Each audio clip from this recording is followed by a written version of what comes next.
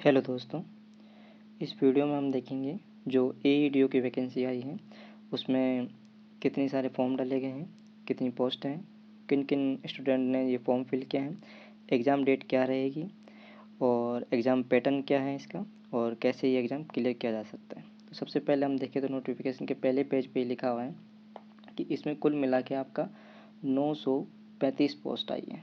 ठीक है, वो यहाँ पर आपको दिख रहा होगा।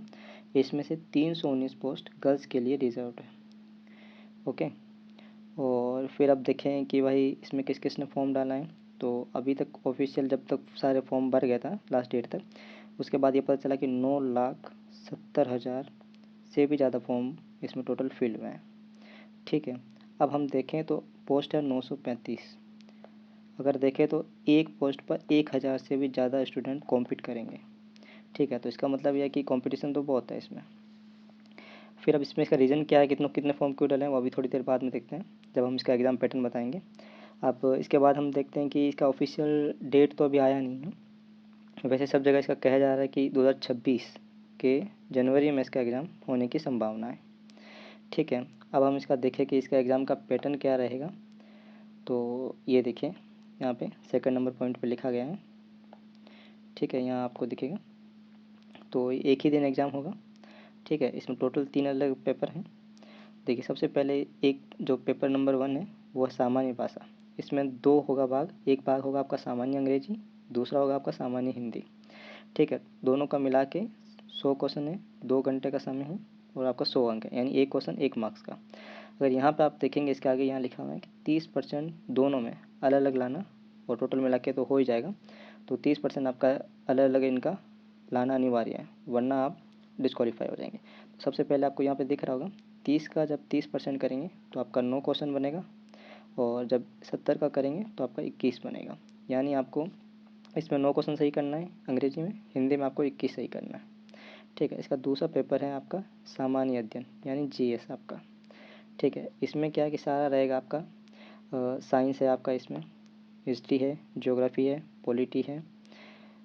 ठीक है, और इसके साथ करंट अफेयर्स भी इसी में रहेगा। इसके बाद में आपका पेपर नंबर 3 होगा जिसमें आपका मैथमेटिक्स और रीजनिंग है, और नीचे वाले ये सेकंड और ये थर्ड पेपर में दोनों में 100 क्वेश्चन आएंगे, 2 घंटे का समय मिलेगा और एक क्वेश्चन 1 मार्क्स का है, तो आता 100 कुल अंक हो जाएंगे। ठीक है, तो अभी हम थोड़ी देर पहले बोले कितने फॉर्म क्यों डले हैं इसमें। तो इसका एक रीज़न ये है कि आपने अपने आसपास देखा होगा एसएससी सीजीएल की तैयारी करने वाले लड़कों ने भी इसमें बहुत भर भर के फॉर्म भरा है।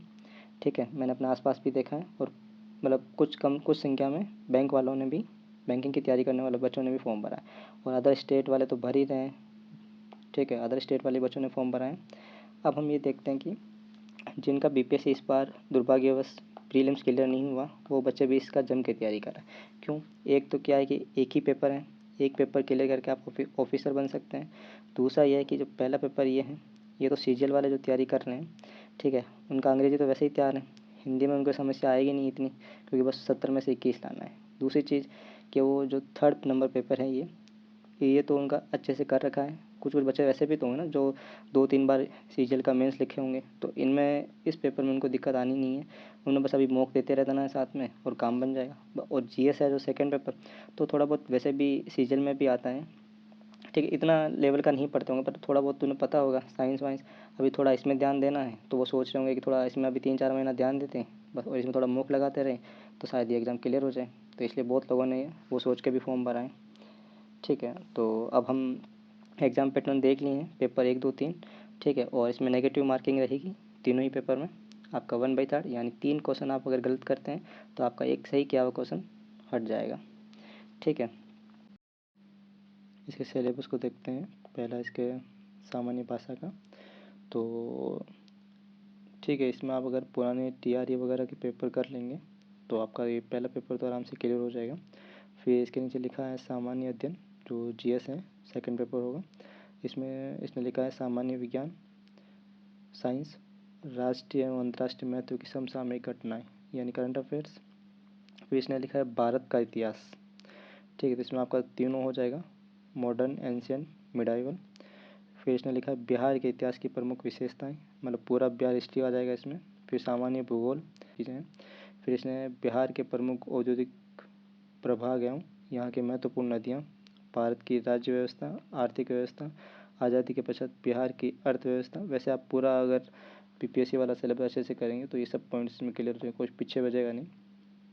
फिर आप ये जो मैथ रीजनिंग है इसमें भी जो सारे टॉपिक हैं मैं इसके लिए आपको अगले वीडियो में पूरा बुक को अच्छे से बताऊंगा। और वैसे इस चैनल पर आपको क्या मिलेगा उसके बारे में बता देता हूँ।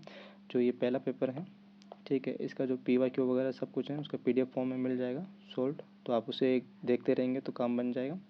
फिर ये दूसरा है GS, वो धीरे धीरे डाल दिया जाएगा। उसमें क्या होगा, जैसे सबसे पहले कोई भी टॉपिक है, जैसे आप मान लेते हैं कि दर्रे जो पासेज हैं, ठीक है, इंडिया में, उनको सबसे पहले एक टॉपिक के हिसाब से बता रहे हैं कि उसे सबसे पहले आपको ये समझा दिया गया कि इसका कॉन्सेप्ट क्या होता है, पासेज वगैरह कहाँ कहाँ क्या क्या है, पहले अच्छे से डिटेल से बता दिया। फिर ट्रिक की सहायता से जब तक लेक्चर ख़त्म होगा तब तक आप खुद रट लेंगे उसे देखते देखते ही, ठीक है।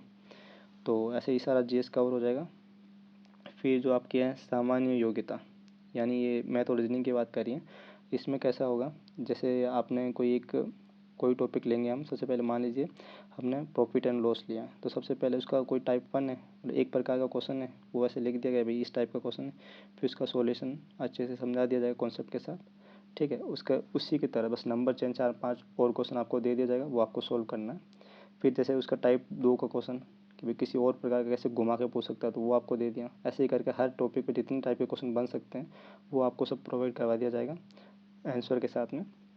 उनसे आपको प्रैक्टिस करनी है। फिर आपको 1-2 बुक बता दूंगा मैं, उनसे आप प्रैक्टिस करते रहिएगा तो आपका काम बन जाएगा, ठीक है। बाकी अच्छे से आपको सिर्फ अपने से खुद से करना है। तो अगले लेक्चर में आपको जितना भी बुक लिस्ट है अच्छे से ऑथेंटिक, जिसको आप फॉलो करके आराम से क्लियर कर सकते हैं, वो सब मैं बता दूंगा आपको, ठीक है। तो तब तक के लिए चैनल को लाइक कर दीजिए, सब्सक्राइब कर लीजिए, ताकि आपको अगले जो लेक्चर डालूंगा मैं उसका नोटिफिकेशन आपको मिल जाए। Thank you.